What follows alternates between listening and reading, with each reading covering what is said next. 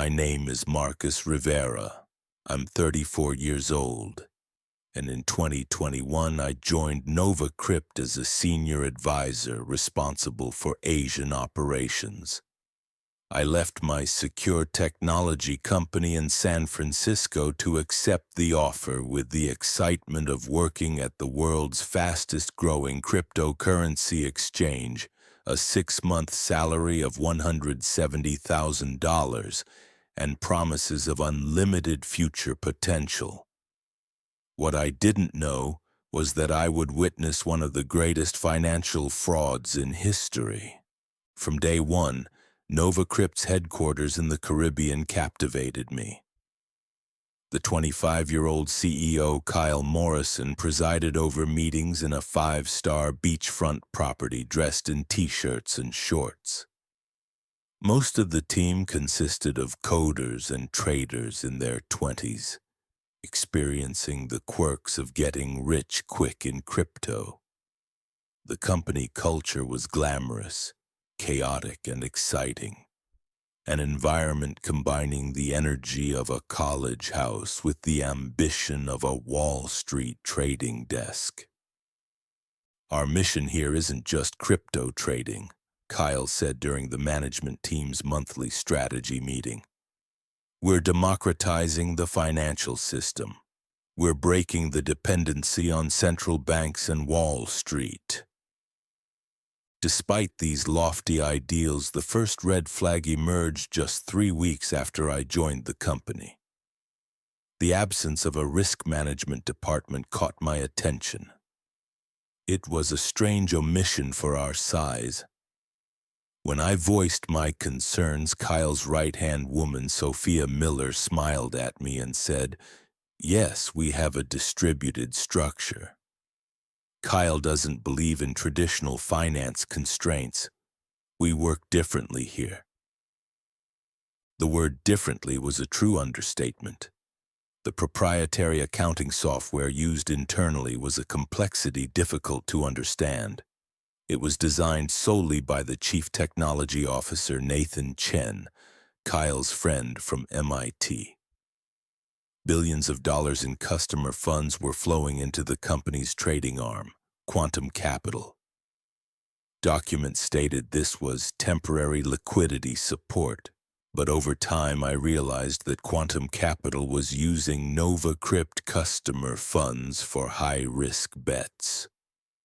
The office environment in the Caribbean sometimes seemed completely detached from reality.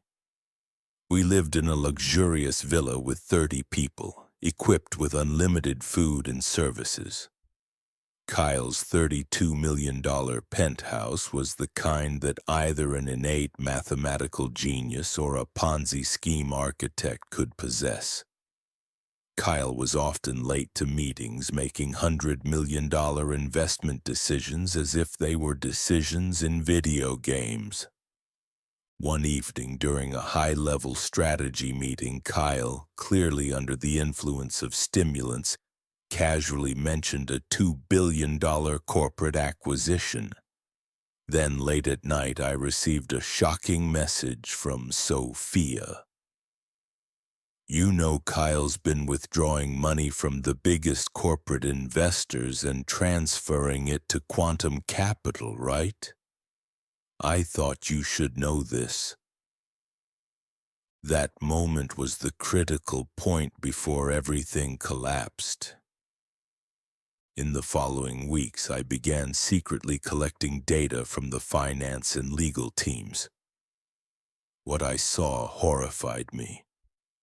Since the beginning of 2022, Quantum Capital had redirected over $8 billion in customer funds to various crypto projects and personal expenses. Kyle and his circle had spent more than $1.2 billion on luxury real estate and millions of dollars on private jet trips. Even worse, a complex accounting trick was being used to hide a bottomless money pit. NovaCrypt had technically been bankrupt for the past few months, but new customer fund inflows and short-term rises in the crypto market were concealing this. I realized that Sophia shared this information with me out of fear of exposure. She was trying to save herself. For 2 weeks, I experienced sleepless nights, suspicions, and days filled with fear. If I made a whistleblower report to American regulatory authorities, the entire industry could collapse. Tens of thousands of innocent investors could lose everything. If I did nothing, the fraud would continue to grow and eventually lead to an even more devastating collapse. Finally, after secretly consulting with a whistleblower attorney, an anonymous message reached the CEO of Prime Trade, Michael Torres, claiming an insider alleged that the crypto exchange NovaCrypt was at risk. This triggered a series of events. Torres posted on Twitter implying that NovaCrypt's assets were suspicious, and within 72 hours, $4.2 billion worth of funds were withdrawn. That week, as thousands of people from around the world tried to access their accounts, our systems crashed. Emergency meetings were being held on our screens, with Sophia and Kyle engaging in heated arguments. "There's someone inside," Kyle shouted across the office space while having the technology team check who had accessed the documents. I could see the paranoia in his eyes. Feeling watched from a corner of the office, I headed to my desk to retrieve my laptop. It contained all the evidence of my plans to report NovaCrypt to regulatory authorities. When I reached the elevator, I heard Sophia's voice. "Marcus, can you come to the meeting room? Kyle wants to talk to you." I noticed the tremors in her voice. "In 5 minutes," I said in my calmest voice. "I just need to check some calculations."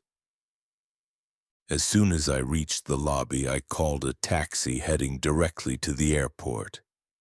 In the vehicle, I uploaded all the files I had prepared to a secure channel to submit insider information to the Financial Crimes Unit and Federal Investigation Department.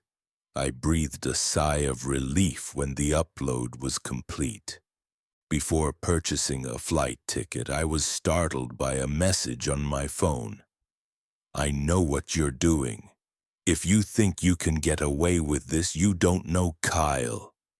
It was from Sophia. I didn't respond. I turned off my phone while buying a flight ticket and purchased a new phone. When I landed in New York, the world had already changed. NovaCrypt had filed for bankruptcy. Thousands of people had lost their life savings, and the crypto market had crashed. My evidence formed the basis of federal investigations. Kyle was arrested on charges of fraud, misuse of investor funds, and evading regulatory authorities. Most people never learned that I was the insider. I protected my real identity and testified in the case only as the inside source. At times, I think about how the brilliant minds of Kyle and his team were distorted to destroy an entire industry, and the dreams of tens of thousands of people. In the crypto world, I witnessed how a $27 billion empire collapsed in just 72 hours. At the center of it all lay a fundamental concept: trust. There might be solid foundations in digital assets, blockchain code, and mathematical algorithms, but human greed and arrogance can bring down even the most secure systems. Today, I haven't lost my faith in the crypto world. On the contrary, I've come to understand more deeply that without transparency and accountability, no financial system, traditional or decentralized, can survive. I saw Kyle for the last time when he appeared in court. When our eyes met, I didn't see a young man bearing the weight of destroying billions of dollars and ruining thousands of lives, but just a small child afraid to face the consequences. Sometimes I think about that Caribbean office in NovaCrypt's bright days, the pool parties, the lavish spending, and endless hopes. None of it was real. It was all an illusion, and I became the person who broke the illusion. This experience taught me that the brightest lights sometimes hide the deepest shadows. I advise anyone stepping into the world of cryptocurrency not to lose your excitement for innovative technology and faith in entrepreneurs' vision. But always remember to think critically and demand transparency. The NovaCrypt scandal wasn't just the collapse of a company or a person. It was an integrity test for an entire system. And in this test, some of us chose to do the right thing no matter how difficult it was.